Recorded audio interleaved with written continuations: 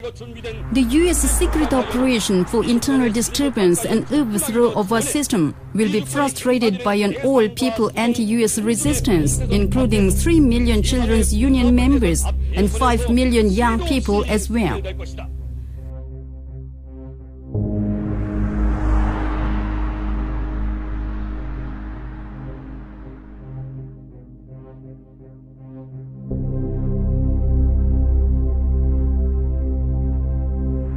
North Korean leader Kim Jong-un had been briefed, as I said, on military plans to potentially strike the U.S. territory of Guam. Kim Jong-un listened to a report of determination of General Kim Rak-yeom at the center of the command on the proposal of converging fire of the Guam Island the strategic force is now preparing. He examined the proposal in detail for a long time and discussed with leading personnel in real earnest. He praised the strategic force of the Korean People's Army for having mapped out the proposal very minutely and prudently according to the plan and intention of the Workers' Party of Korea, and inspected the preparations of firing for part demonstration. Hearing the report of the commander of the strategic force that they have finished the preparations for converging fire of the Guam Island and are waiting for an order of the party central committee, Kim Jong-un said, "The senseless military confrontation of the U.S. imperialists has put noose around their neck with their own hands. We will watch more the attitude of the silly and stupid Yankees who are spending a tiresome time threatening their miserable lot. I would like to give an advice to the United States, which is acting senselessly without any measures and thus bringing the situation of the Korean Peninsula to the worst phase of explosion. The United States had better ponder on the merits with its clear head. Which side is more unfavorable under the present circumstances? For relaxing the situation and preventing dangerous military conflicts in the Korean Peninsula, the United States, which has deployed a lot of nuclear strategic hardware around us and caused a troublesome situation, must take a correct option. The United States must immediately stop its arrogant provocative act and unilateral demand on us and refrain from provoking us anymore. If the Yankees persist in their dangerous acts around the Korean Peninsula, testing our willpower, we will make a crucial determination as we have already declared. If they do not want to disgrace themselves in the face of the world beaten by us again, they must think reasonably and make correct judgment." Defense Secretary James Mattis warned earlier today what will happen if they dare to do that. Listen to this. If they fire at the United States, it could escalate into war very quickly. Yes, that's called war, if they shoot at it. If they do that, then it's game on. If the U.S. recklessness exceeds limit and our planned firing for power demonstration starts, it will be the most thrilling historic moment when our Pasang artillerymen would strangle the windpipe of the Yankees and plunge a dagger into their neck. You should be always ready for launch so that you can go over to a real action at any time once the party is determined.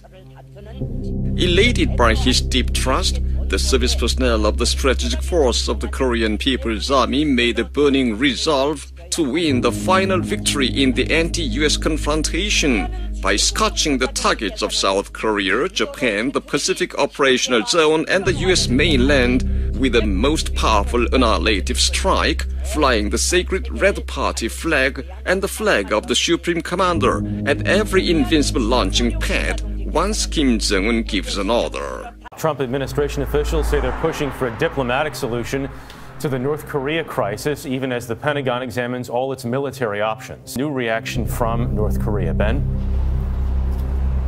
Good morning. So the North Korean government had been noticeably quiet for several days, but this morning issued a new threat through its state media. And part of that threat says, despite our warning, if the U.S. continues to wield a nuclear bat in front of a nuclear power, it will only accelerate its own self-destruction. Now, earlier today, the U.S. and Japan conducted large-scale joint military exercises on Japan's northernmost island. And over the weekend, Japan installed 4 missile interceptor systems, which could be used to shoot down North Korean missiles that fly over Japan. The United States must remember this. Any attempt for preemptive attack, frequently talked about by the US military war fanatics, will be mercilessly destroyed by a preemptive attack of our style. Immediately after the US reckless attempt for preemptive attack is revealed, our preemptive attack will start to make Seoul and the whole area under the control of the 1st and the 3rd South Korean field armies a sea of flames and lead to a simultaneous attack at the whole depth of South Korea and total strike to overpower the launching bases of the US forces in the Asia-Pacific operational area. Meanwhile, the chairman of the U.S. Joint Chiefs of Staff met with South Korea's president today in Seoul. Marine General Joseph Dunford said the United States is ready to use what he called the full range of its military capabilities to defend itself and its allies from North Korea. Dunford is now heading here to Beijing, where he will meet with China's military leaders. All these military moves in the ground, sea and air clearly show that the DPRK target nuclear war frenzy of Trump and the U.S. authorities has reached the extremely reckless stage beyond the scope of danger. As for the U.S. infeasible attempt to conduct a so-called beheading operation aimed at the supreme leadership of our revolution, preemptive retaliatory operation of our style to destroy the vicious plotters will start no sooner than the slightest provocation is made.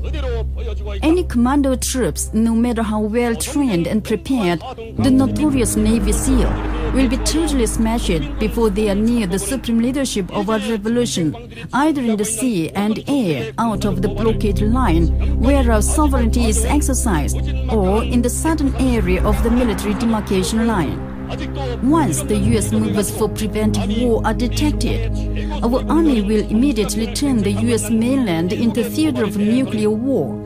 It must not forget even a moment that its escalating attempt of aggression will only result in tougher military countermeasures of our army. If the United States follows the road of military adventure in disregard of the stern warning of our revolutionary armed forces, the miserable ruin of the American empire will be further accelerated at fast speed. Defense Secretary James Mattis said yesterday that a shot at Guam would, quote, could quickly escalate into war, and that the U.S. would not allow North Korea to use this island for target practice or relief to officials here. This information at least gives us reason to believe that Kim Jong-un has kind of paused his intention of shooting anything in our direction. The U.S. Secretary of Defense Mattis, the chairman of the U.S. Joint Chiefs of Staff Danford, the U.S. Joint Special Warfare Forces Commander Thomas, and other military fanatics of Pentagon repeatedly emphasized the need for the beheading operation, preemptive attack on North Korea, secret war, internal disturbance operation, and special operation. Synchronizing with it, the 82nd Airborne Division, the only paratrooping division of the U.S. imperialist aggression forces, started a larger-scale paratrooping and deployment exercise to be sent to the Korean front. And the 25th Light Infantry Division and the 10th Mountain Warfare Division are staging an exercise to be adapted to the geographical situation of the Korean Peninsula. The formations of B-52H strategic bombers conducted a drill for dropping PDU-5B leaflets for psychological warfare at the Edward Air Base in California State as part of a secret operation to cause disturbance in the depth of our army. The 2 U.S. nuclear carrier striking flotillas, nuclear submarine, and many other naval forces are planned to be deployed in the waters around the Korean Peninsula.